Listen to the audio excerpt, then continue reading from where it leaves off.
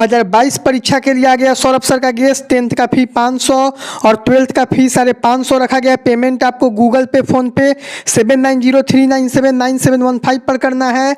Payment करके आपको payment का स्क्रीनशॉट इसी व्हाट्सअप नंबर पर भेजना है। उसके बाद हमारी टीम आपको गेस्ट प्रोवाइड करा देगी सौरभ सर के गेस्ट से पढ़ के। 2021 में चंदन कुमार ने 434 मार्क्स, 2020 में विकी कुमार ने पूरे बिहार में इंटर में सेकंड टॉप किया था। दिलीप कुमार ने आपको मैट्रिक में 471 नंबर लाया था, उसका वीडियो देखे थे। हेलो एवरीवन, एनी टाइम पढ़ाई मंत्रा के इस यूट्यूब चैनल पर मैं अजय कुमार सिंह आप सभी का स्वागत करता हूं। आज हम लोग क्लास 10th के लिए प्रकाश का परिवर्तन तथा अपवर्तन देख रहे हैं। ये वीडियो क्लास 10th के लिए और साथ में क्लास 12th दोनों के लिए रहेगा। इसमें जो भी ऐड करने वाला रहेगा 12th क्लास के लिए वो चीज़ हम अलग से ऐड कर देंगे, ठीक है। तो 10 क्लास वाले भी इस वीडियो को देख सकते हैं और 12th क्लास दोनों में सेम टॉपिक को पढ़ना है। ये इसका दूसरा वीडियो है। इससे पहले इस टॉपिक पर एक वीडियो और आ चुका है, उस वीडियो को भी जरूर देख लीजिएगा। चलिए आज का इस वीडियो को शुरू करते हैं। तो देखिए, जब हम लोग शुरू ही कर रहे हैं तो पिछला क्लास में हम लोग पढ़े थे कि जब किसी वस्तु से, अगर जिस वस्तु के बारे में प्रकाश का परिवर्तन अपवर्तन में देखे थे कि यदि हमारे पास में किसी वस्तु, अगर कोई वस्तु है तो हो सकता है कि उस वस्तु से प्रकाश न निकले। अगर उस वस्तु से प्रकाश नहीं निकलेगा तो उसे क्या बोलते हैं? अप्रतिदीप्त। और अगर उस वस्तु से प्रकाश निकलता है तो उसे क्या कहते हैं? प्रतिदीप्त। दोनों के बारे में कल के क्लास में पूरा डिटेल में पढ़े हैं, ठीक है। तो यदि कोई वस्तु जिससे प्रकाश निकलता ही नहीं, तो अगर निकलेगा ही नहीं तो इसके बारे में तो पढ़ाई नहीं ना होगा। जब प्रकाश निकला ही नहीं, टॉपिक का नाम है प्रकाश का परिवर्तन तथा अपवर्तन, तो जब प्रकाश ही नहीं निकलेगा तो उसका परिवर्तन अपवर्तन कहाँ से देखेंगे? तो यानी अप्रतिदीप्त वस्तु नहीं रहेगा। कैसा वस्तु रहेगा? प्रतिदीप्त वस्तु, ठीक है। अगर कोई प्रतिदीप्त वस्तु है, ठीक है, ये वस्तु कोई कैसी हो गई? प्रतिदीप्त। मतलब इससे क्या होगा? प्रकाश की किरणें निकलेगी। अब इससे अगर प्रकाश निकल रहा है तो प्रकाश क्योंकि सीधी रेखा में गमन करेगा तो इसी को क्या कहा जाएगा? किरण कहेंगे। और ये किरण अकेले तो एक ही को तो प्रकाश नहीं निकलेगा, बहुत सारा प्रकाश की किरणें निकलेंगी इस पर से। तो जब बहुत सारी प्रकाश की किरणें इससे निकलती है तो उसी को क्या कहा जाता है? किरण पुंज। किरणों के समूह को किरण पुंज कहते हैं। तो जब ये प्रकाश की किरणें निकल रही हैं तो ये सीधा ऐसे गति करते जा रही है, ठीक है। अब ये गति कर रही है तो प्रकाश जैसे टॉर्च से प्रकाश निकलेगा तैसे जाएगा।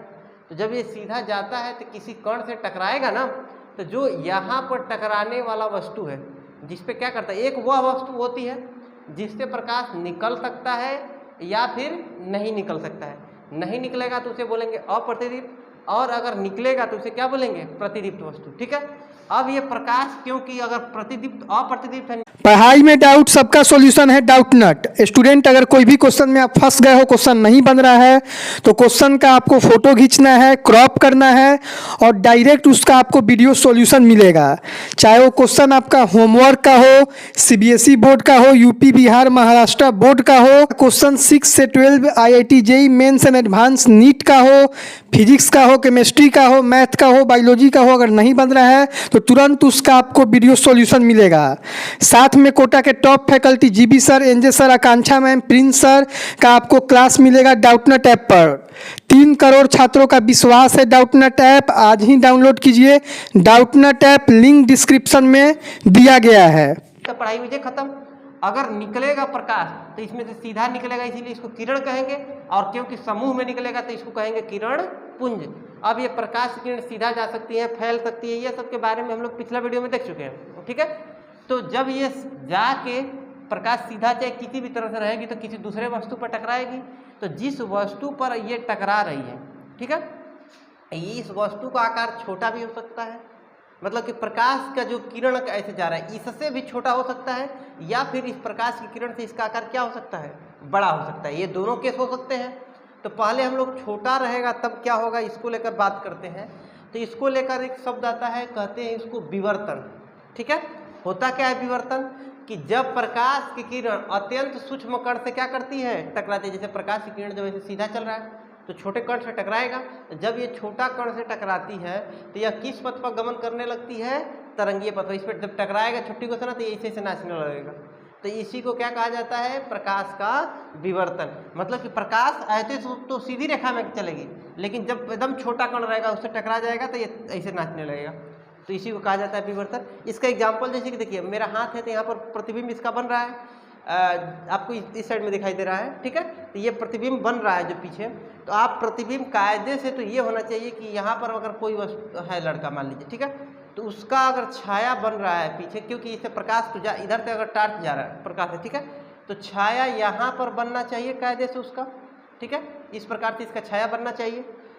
और क्योंकि यह वस्तु अपारदर्शी है तो पूरा का पूरा काला छाया बनना चाहिए, लेकिन ऐसा होता नहीं है। जैसे कि मान लीजिए कि इस लड़की का फोटो है, ठीक है, ये लड़की है तो इसका पीछे छाया जरूर बनता है, लेकिन ये पूर्ण रूप से काला नहीं बनेगा। यहाँ पर काला है, फिर हल्का काला भी बनता है, तो इसका किनारे वाला भाग क्या होता है, हल्का काला होता है। क्यों? क्योंकि जब प्रकाश की किरण इससे टकराएगी तो तरंगीय पथ पर गमन करते हुए थोड़ा थोड़ा इसके काला वाला जो भाग होगा वहाँ पर क्या करेगा, थोड़ा सा प्रकाश चला जाता है। जैसे किसी का भी, जैसे हमारा ही छाया बनेगा तो पीछे जब बनेगा तो एकदम पूर्ण रूप से काला नहीं बनेगा, किनारे वाला जो हिस्सा होगा छाया का वह क्या होता है, हल्का कम काला होता है।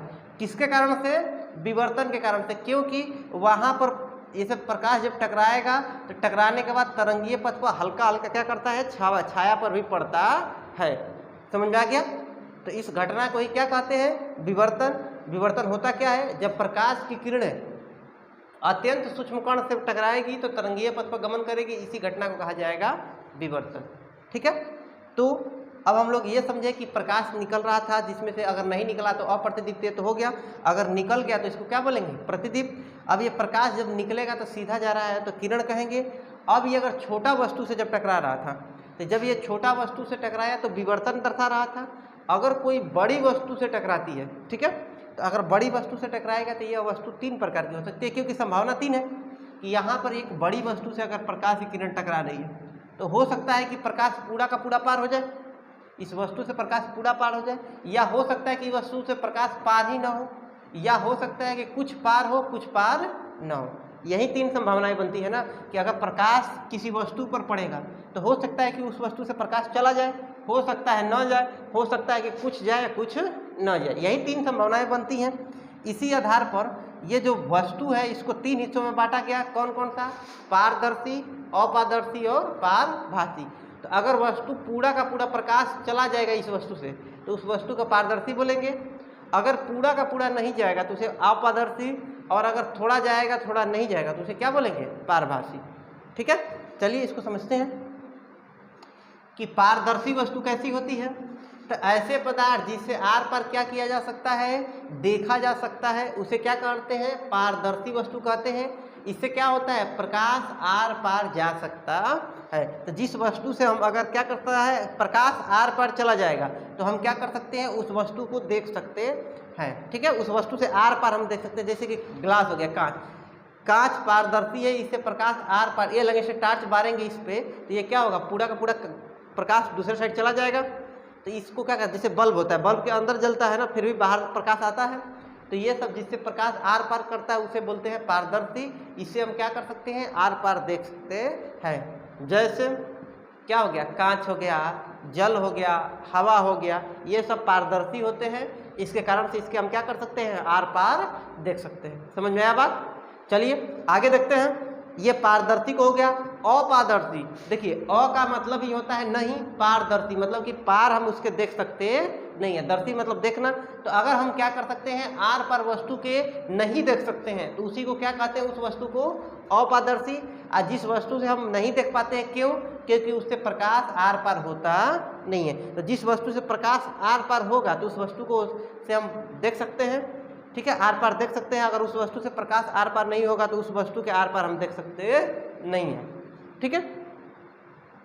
समझ में आ गया बात? जैसे हो गया किताब हो गया, कलम हो गया, घर हो गया, बहुत सारी वस्तुएं हैं जिसके आर पार हम देख सकते नहीं है। तो जब हम आर पार नहीं देखेंगे मतलब कि हम प्रकाश आर पार नहीं जा रहा है। अब हम देखते हैं किसके बारे में, पारभासी वस्तु के बारे में, कि पारभासी वस्तु क्या होता है, ठीक है। समझते हैं इसके बारे में। तो वैसे पदार्थ जिनसे आप क्या कर सकते हैं, मतलब कि आपको केस जो कंडीशन देखे थे यही ना कंडीशन देखा गया था। इसमें क्या कि प्रकाश पूरा का पूरा पार हो जाए, या हो सकता है प्रकाश एक पार न हो सकता है कुछ पार हो कुछ पार न हो। तो ये तो दोनों हो गया। अब पारभासी मतलब क्या होगा, ये प्रकाश का कुछ हिस्सा आर पार हो सकता है लेकिन कुछ हिस्सा आर पार हो सकता नहीं है, ठीक है। ये जब अगर कुछ हिस्सा पार होगा मतलब कि अगर पूरा पार होगा तो बढ़िया से दिखाई देगा, अगर नहीं पार होगा तो दिखाई नहीं देगा। तो अगर थोड़ा बहुत पार होगा तो थोड़ा बहुत दिखाई देगा, तो जितना प्रकाश जाएगा उतना दिखाई देगा, जितना प्रकाश नहीं जाएगा उतना दिखाई नहीं देगा। समझ में आ गया बात? देखिए, वैसे पदार्थ जिनसे आप क्या कर सकते हैं, अपनी वस्तु को आर पार देख तो सकते हैं परंतु स्पष्ट रूप से नहीं। इन पदार्थ को क्या कहते हैं? पारभासी पदार्थ। ठीक है, समझ में आ गया? पारभासी ऐसे होगा प्रकाश पूर्ण रूप से आर पार होता नहीं है, कुछ हिस्सा प्रकाश का जाता है, कुछ हिस्सा जाता नहीं है। समझ में आ गया? इसका एग्जाम्पल हो गया बटर पेपर हो गया, या फिर ये बटर पेपर है, या फिर इसका हो सकता है तेल में डूबा हुआ कागज हो सकता है। अगर पुराना वाला कांच जो होता है वो भी धुंधला हो जाता है, तो ये सब किसके एग्जाम्पल होते हैं? पारभासी के। कुछ जाएगा कुछ जाएगा नहीं। समझ में आ गया बात? तो अब हम लोगों को यानी कि क्या कंडीशन हम देखे हैं उसको समझते हैं एक बार फिर से। देखिए, यहीं से हम लोग पूरा का पूरा कंबाइन कर लेंगे टॉपिक को। वस्तु जिससे प्रकाश निकलेगा नहीं निकलेगा, संभावना दो थी, नहीं निकला तो अप्रतिदीप, निकल गया प्रतिदीप। जब यहाँ से प्रकाश निकला तो सीधा रेखा और रहता है, उसको किरण कहेंगे। प्रकाश किरण क्योंकि बहुत सारी निकलती है तो उसको समूह को किरण पुंज कहेंगे। और वह प्रकाश किरण जब बहुत सारी निकल रही है तो बहुत सारी फैलती हुई जा सकती है, समानांतर जा सकती है, या एक ही बिंदु पर इकट्ठा हो सकती है। इसको लेकर देखे थे। उसके बाद ये वस्तु जब प्रकाश इस टॉर्च से निकलेगा तो किसी न किसी वस्तु पर टकराएगा। यह वस्तु छोटा भी हो सकता है बहुत, और ये क्या हो सकता है? बड़ा भी हो सकता है। ठीक है, बड़ा कितना बड़ा? तो ये जो प्रकाश की किरण है इसकी तुलना में ये बड़ी होनी चाहिए। ठीक है, तो अगर हम बात करते हैं कि प्रकाश की किरण जब छोटी थी तब यहाँ पर जो घटना देखने को मिली थी, हमको कौन सी घटना देखने को मिली थी? विवर्तन।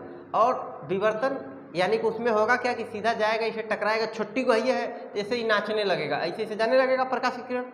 लेकिन अगर यही प्रकाश की किरण बड़ी होगी, ठीक है, तो प्रकाश को वस्तु जब बड़ा होगा तो प्रकाश इसे टकराएगा।